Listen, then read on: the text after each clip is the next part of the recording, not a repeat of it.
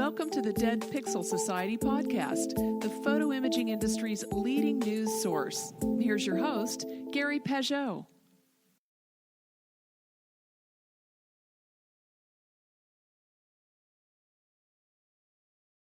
Hello again and welcome to the Dead Pixel Society podcast. I'm your host, Gary Peugeot, and today we're joined by James I. Bond, who is an author and behavioral management specialist, and he's coming to us from Thousand Oaks, California. Hi, James. How are you today? Hi, Gary. I'm great. Thank you. How are you doing? I'm doing great. Well, you're on the podcast today to talk about behavioral management and especially management techniques and your book Brain Glue. But first, you do have a photography background, which is kind of incidental to our discussion. But talk a little bit about your work in advertising and that sort of history. Well, I'm originally from Montreal. I lived here in Southern California for 37 years because it's a little warmer down here. Let's start that, okay, in Montreal. Montreal was fun because I was an apprentice photographer when I started. Okay. And I apprenticed with some world famous photographers. This guy, Sam Haskins, who was in Britain, he did this book, which this taught me a lot, by the way, called Haskins Posters. And he was telling me how he was in Nairobi, Africa, and then suddenly he noticed people coming out of a department store, the major department store there, with bags with his photograph on the bag. Okay. He had this photograph of this girl's face superimposed inside an apple with a bee on the apple. And it was just really amazing. He was an amazing photographer. And he did a lot of nude stuff, by the way, which is fun to assist a photographer that does nude stuff. He was telling me that he went like, wait a second, these guys never paid anything. And he discovered, he was from Britain, that a bag company stole his photograph, put it on their bags, and started going country to country in the world, except England. And they went to New York, and I think they had, Macy's or somebody had their bags on, something like that, had his photograph on it. And so he ended up suing them, and they ended up paying him $1 million for one photograph. Wow. So I went like, wow, you can make $1 million as a photographer? Whoa. He got $1 million plus a percentage of every sale that they would continue to make. Right. He didn't stop them from making it. He said, you keep making it, just send me the money, Yeah. But it taught me a lot. I mean, so as a photographer, he had, we were doing stuff for Seagram. Seagram's world headquarters is in Montreal. Sure. And before I was in advertising, I was a photographer. I learned advertising to be a better photographer. Sure. And I remember, so he was doing some photographs of people and girls for Seagram's, but he was also doing a photograph of the bottle on a nice background, okay? Right. So he's ready to do the photograph of the bottle on a nice background. So I said, you want me to get your camera? And he looks at me like I'm crazy, and he goes, why? I said, because you're a photographer. He said, I haven't figured out what I'm going to take a picture of yet. I'm going to put the bottle down there, and I'm going to examine it and do all that stuff. And then when I'm ready, the last thing I do is take a photograph. And I'm like, oh, okay, interesting. And it was things like that really, really helped me understand, how to be a photographer. Later on, I worked for an advertising studio, and we had Avon cosmetics. Later, I won them in advertising. Mm-hmm. And I remember I was working hard to create a photograph that they were going to really like and everything else. And they came in and they looked at it and they didn't like it. And I went, wait a second, I messed up. I should have created a photograph that I love. So at least we know one person loves it. And then there's a good chance they'll love it. And it really had changed how I started looking at photography and then advertising. Okay. I did photography for J. Walter Thompson. It's a big advertising agency. Oh, sure. Oh, I know who they are. Yeah. They had Kraft Foods. And so I remember the art director there said, I want you to go to Kraft Foods and don't tell them you're a photographer.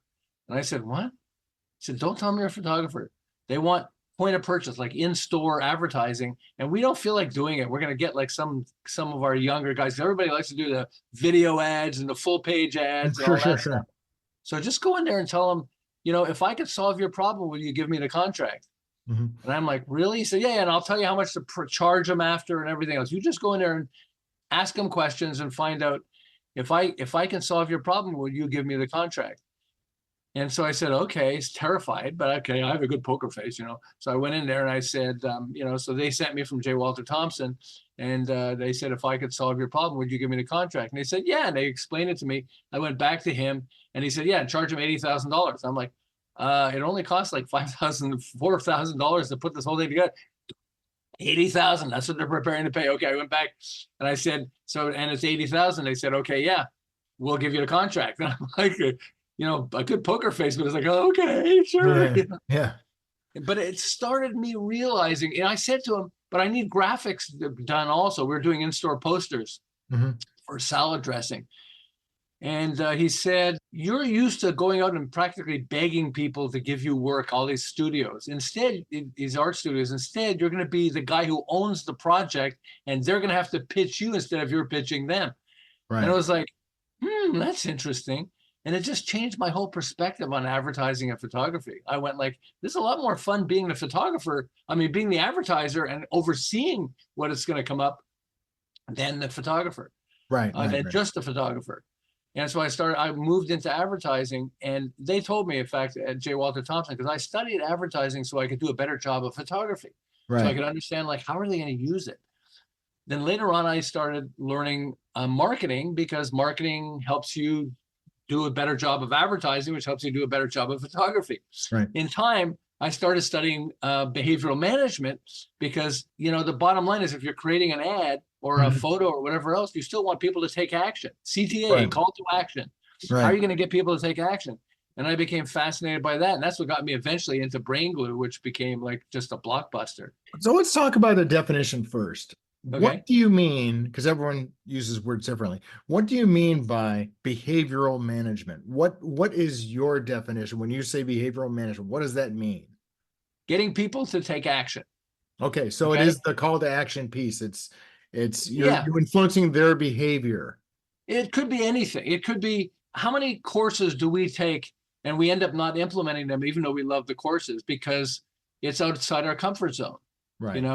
It's so we go like, oh, wow, this is really great. I'd love to do this. Oh, wow, I got this other course I got to take too. Oh, wow, this is really great. And we end up not implementing things. And so we focus on the implementation.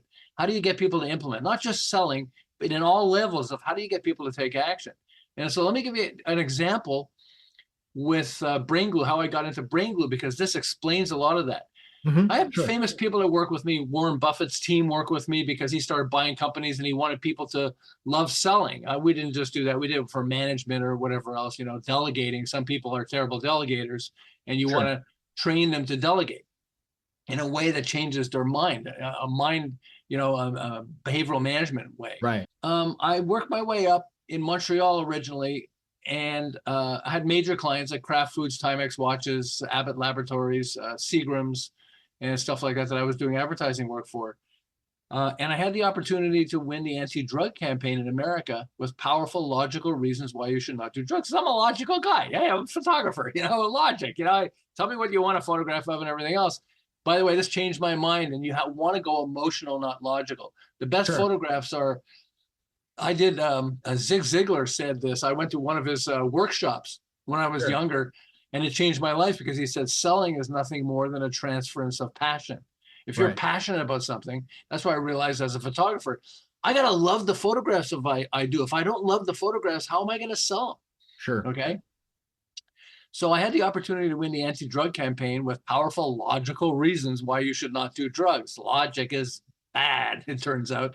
And I lost the advertising campaign, and I deserved to lose it. Now, they loved the logical approach I had until they saw the other one. And the other one was a guy holding an egg saying, "This is your brain," and cracking the shell and dropping the egg into a sizzling frying pan. "This is your brain on drugs. Any questions?"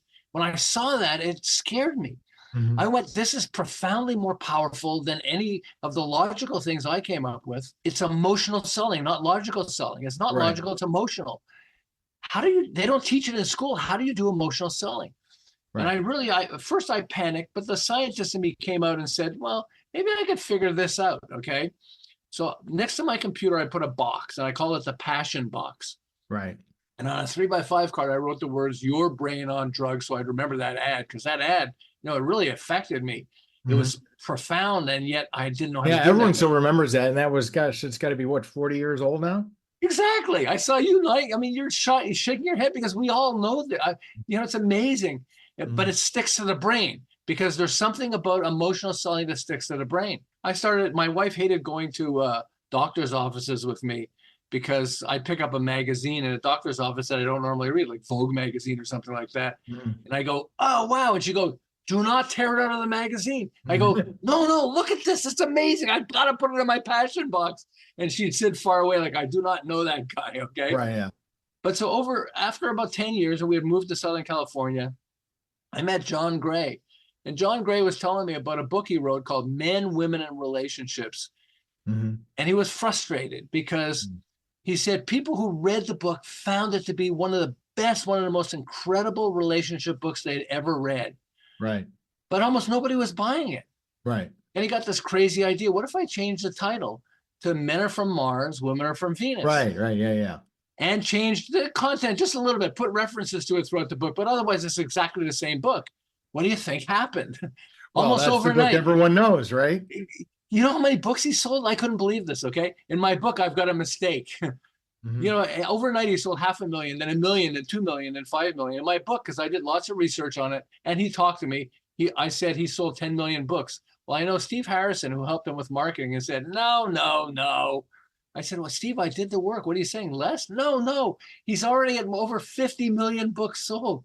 Wow. He went from 20,000 to 50 million books sold, all because he changed the title? Like, wow. And so when I got home, I'm going to take the book, and I was going to put the book, Men Are From Mars, Women Are From Venus, in my passion box. And I suddenly realized, wait a second, this is a metaphor. Men aren't really from a different planet. I mean, at least some women think we are, by the way. That's exactly. Okay, I'm sorry, darling, but no, we're not really from a different planet, although sometimes we act like we are. Right. But it's a metaphor. And then I realized this is your brain on drugs. The first thing I saw with cracking the shell was a metaphor also. They're probably sitting around a table and they're going, okay, what happens when you take drugs? Well, it fries your brain. Okay, what else gets fried? Eggs. Oh, let's do an egg frying and say, there's your brain on drugs. Right. And that's how they came up with the concept. And I went like, wow, is metaphors the secret to emotional selling? Or at least one of the secrets? So when I got home, I dumped the passion box on my bed because I had to check it out because I have so many examples. And I discovered that metaphors is one of 14 brain triggers at the heart of emotional selling. Okay. I thought my brain was going to explode, because I have clients. I said, hey, let me try this on some of my clients. I had these guys, 3 guys who had a construction company who after 10 years had $2 million of sales. That's not bad, right? $2 million of sales? Ha, ha, ha. In 1 year, I took them from 2 to 10 million in sales in 1 year, and they reached 32 million 2 years later, all because I applied brain glue. I went like, hey, let's change, how we describe what you are to prospects. And their sales exploded like gangbusters. And it made me realize, like, this is like, I started applying it with me. I started selling, as a photographer, I love photography, so I can do photography and stuff like that. But I get to apply other things. And for me, brain glue, I had a pet supplement I was selling, and suddenly I just tweaked things that I was doing with the pet supplement, and we went past, $1 million of sales. I started realizing, like, I'm a millionaire. Like, how does that? I started freaking out. It's like, I'm making more money because I figured this thing out than before. Am I doing something illegal? I mean, it's like, it freaked me out. It's like, today, hey, bring that money in, Yeah, exactly. But after $1 million, I remember calling my wife and I said, hey, Pam, American Express just charged our credit card $1,000. And she said, well, shut it down, take it off. Oh, no, wait a second. We just made 9,000, 10,000, 11. I'm going to call you right back. And I realized how much money we were making. By the way, as wives go sometimes, I said, so no, we're making all this money from it, like $18,000 from the $1,000 we made. Her first comment was, well, spend more, Okay. Yeah, up that spend to 2,000, right? Yeah, exactly. So I make 18,000 on one, and I make 20. So it just was amazing. But I realized, like, this is really powerful. Now I do volunteer work for U.S. Small Business Administration, and I get audiences between 20 and 400 or 500 people at a time. And so I teach a lot of people this. And I actually started teaching them before I wrote the book. where I started understanding this works, and people started applying it and coming back to me and saying like this, I became a millionaire, this woman with healthcare company, and this other, I mean, it's just people started going like, wow, I can't believe how like I'm making a fortune because I'm applying this, and it's one of the things that people who read Brain Glue, this is the thing that happened. I didn't invent Brain Glue. I discovered Brain Glue. I came up with the name Brain Glue. But people who read the book go, after you read the book, you go, oh, and you start recognizing it in different places. I'll give you a crazy example, okay? If the glove doesn't fit, you have to acquit. Yeah, right. O.J. Simpson, okay? Right. He used poetry to get the jury. I remember at the, of course, O.J., was showing how hard it was getting that glove on. Okay, whatever. But I remember two of the jurors after the trial were asked, with all that evidence against O.J., why do you find him not guilty? And one of them says it while the other one's nodding her head in agreement. Well, we knew if the gloves don't fit, you must acquit. Guess what? The glove didn't fit, so we had to acquit. Right. I mean, it's so powerful that when you start realizing these tools, first you start recognizing them, but then when you start applying them, it just has a tremendous impact. I mean, it's amazing. It's lots of fun.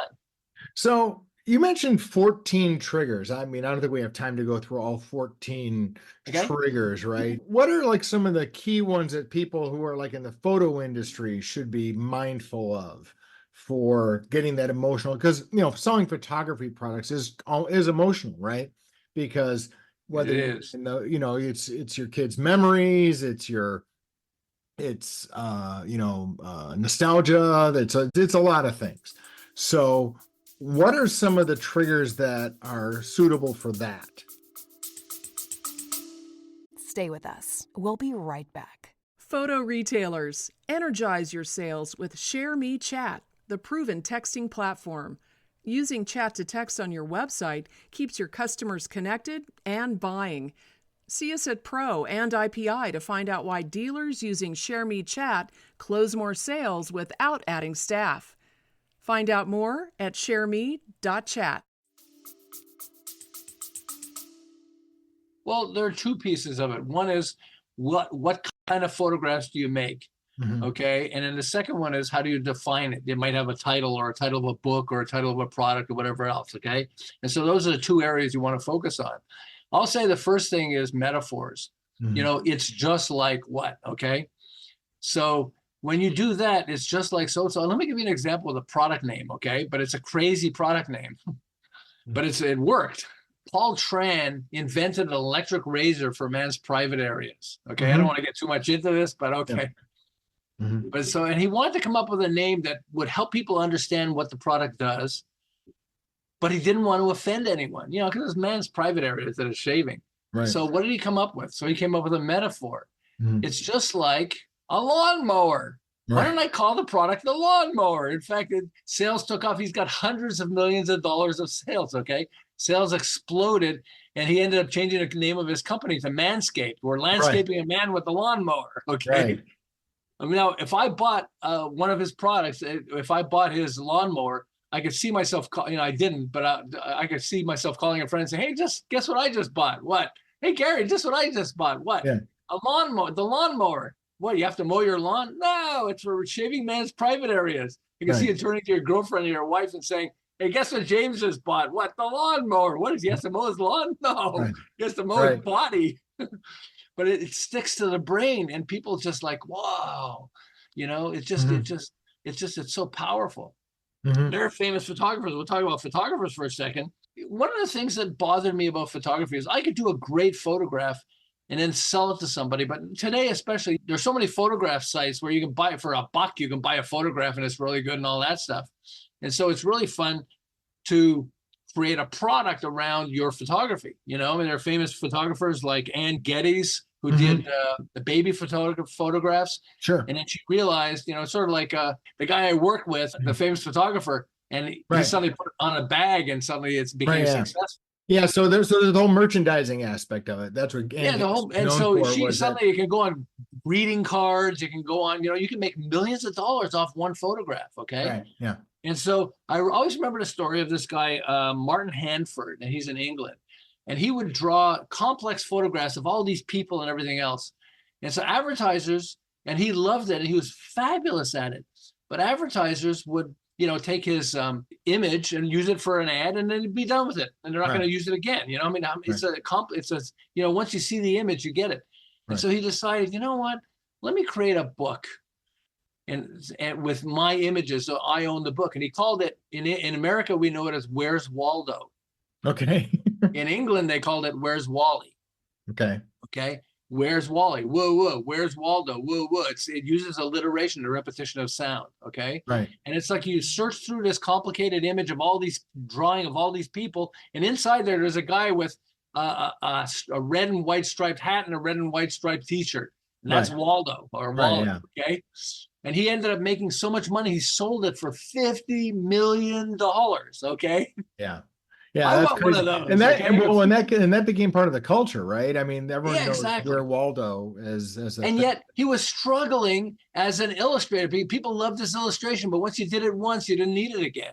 But he realized that if I own the photograph, the illustration in this case, but it could be a photograph too. There's a guy I was looking at, Seth Castrol, and he did underwater dogs. Mm-hmm. He got one of the cameras. I forget what the camera's called that you can go underwater with. Submersible camera, sure. Yeah, right. And then he would have dogs. He would take care of dogs. He was like a dog sitter. Mm-hmm. And so he thought, what the heck?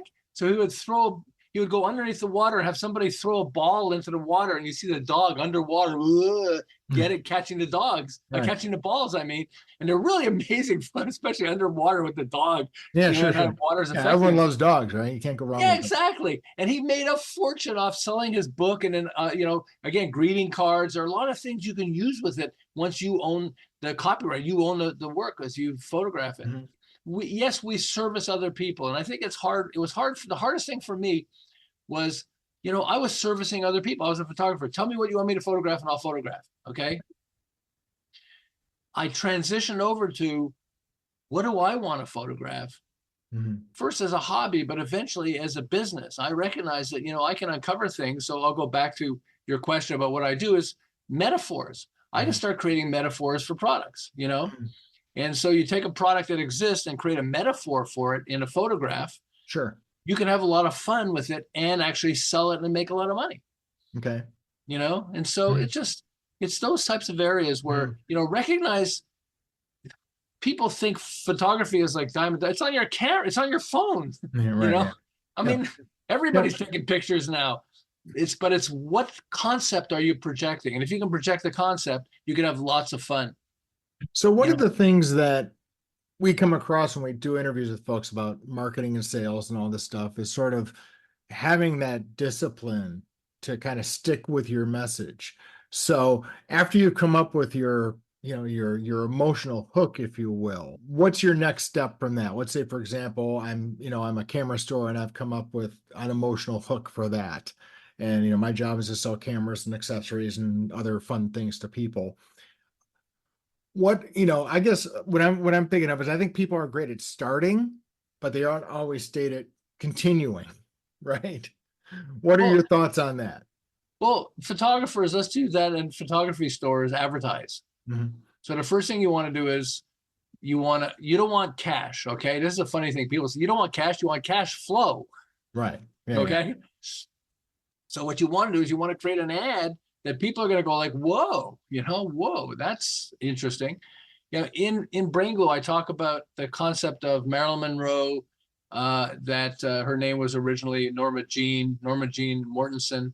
Mm-hmm. And her manager said, you should, Norma Jean's not a good name for models. You should change it to Marilyn. Mm-hmm. And her mother's maiden name was Monroe. So she went Marilyn Monroe. Okay, that's alliteration by repetition of sound. Marilyn Monroe, like Chevy Chase, right. Like Coca-Cola, PayPal, TikTok. You think it's a coincidence that these guys use alliteration? No, right. They use it because it sticks to the brain. So she's Marilyn Monroe. Then she loved Jean Harlow, who was a famous actress in the early days. And sure. Jean Harlow had platinum blonde hair. So she went to the same hairdresser that Jean Harlow went to and got her hair colored the same color. Right. Okay. But then she said, she has a beauty mark on her left cheek. And so she covered it up with makeup. But one day she's looking at photographs of Jean Harlow and she goes, wait a second. In some of the photographs, Jean Harlow has a beauty mark on her cheek. And in some, it's on her chin. Mhm. I bet she doesn't even have a beauty mark. I bet she's just putting a dot on her face to attract attention to herself. Right. Wow. So she started, instead of making it hiding the beauty mark on her cheek, she actually made it darker. And she believed that it became one of the key ways, the reasons that she became successful is because of that dot on her face attracted attention to her. So there's a Okay. famous model, Cindy Crawford.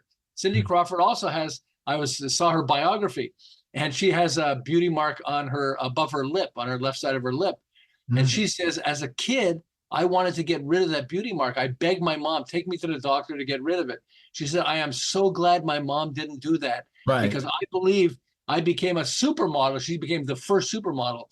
I became a supermodel because of that dot on my lip, because of that beauty mark on my lip, Sure. you know? And so when you think about, so you're doing an ad, I'm doing an ad, I did an ad for that.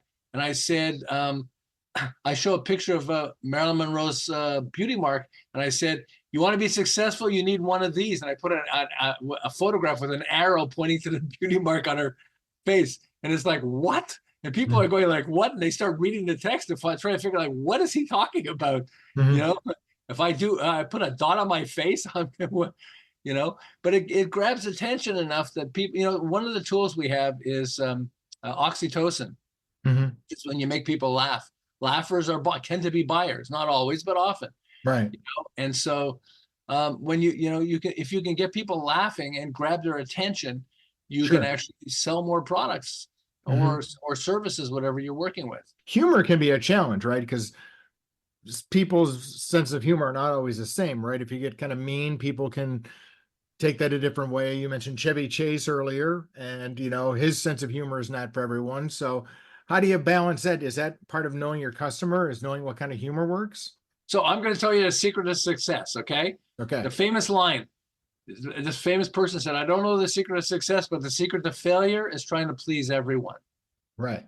You will never please everyone. I have the cure for cancer. Oh, well, whatever it is, for whatever reason, if you try to please everyone, Sure. you won't succeed. Now, you don't want to turn people off.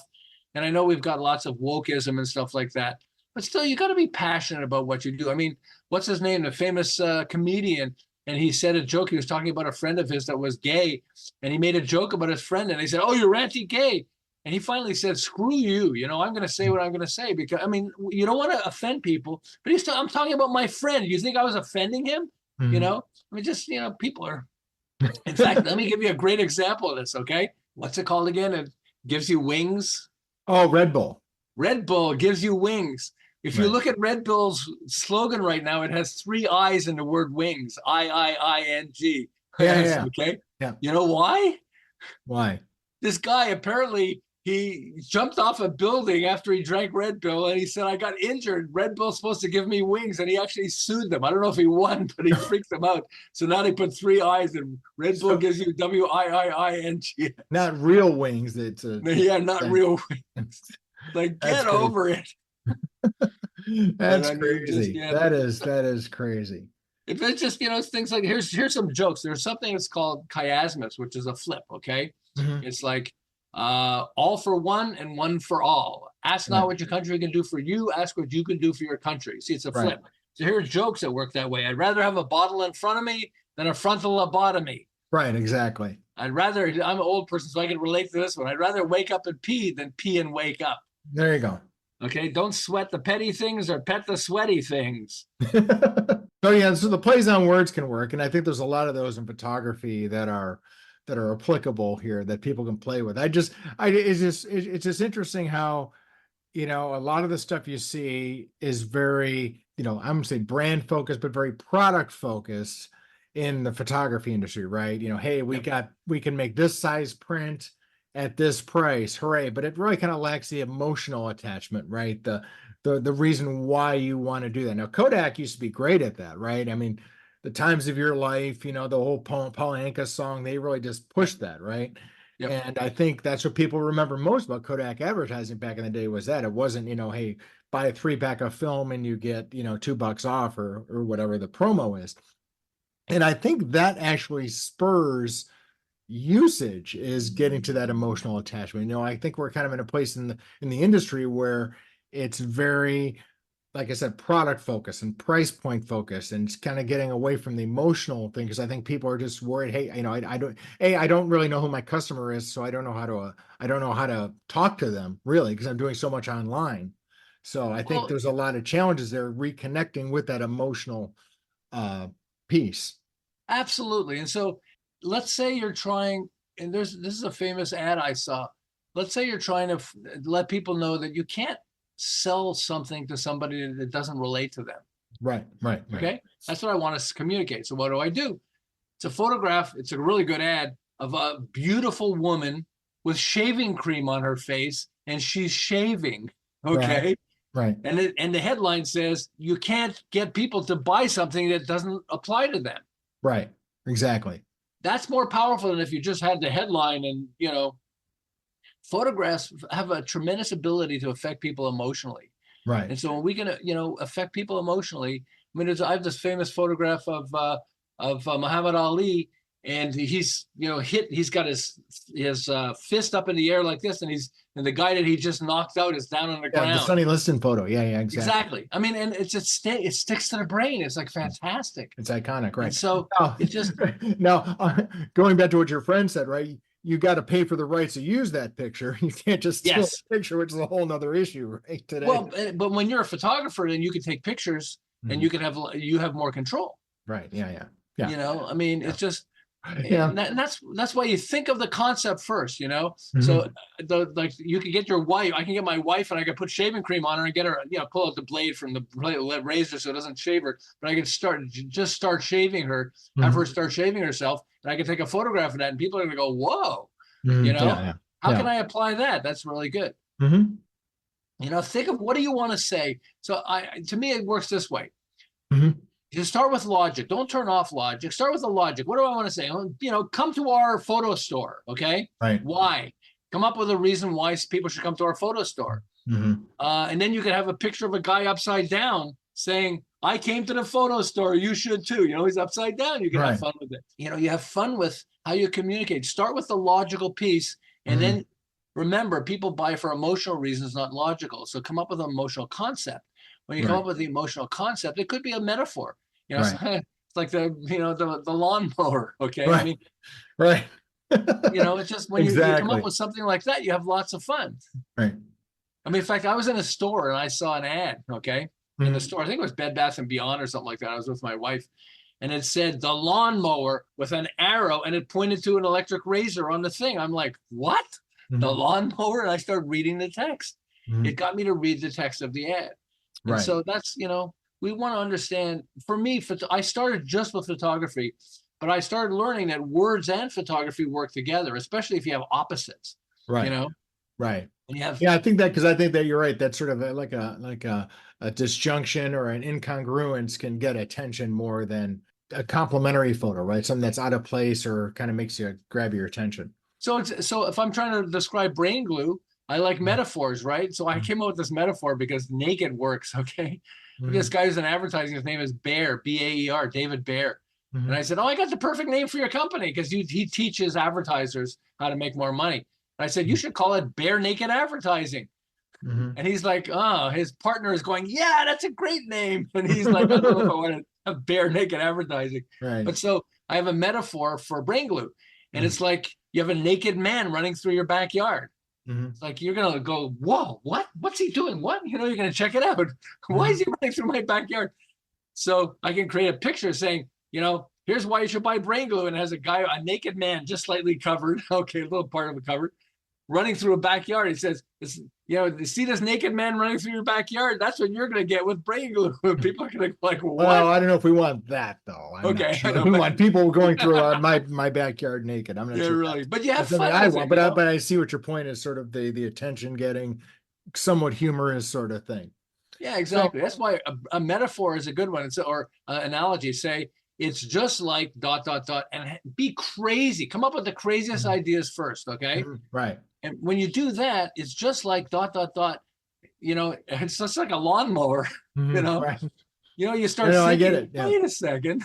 No, that's actually a brilliant piece of thing.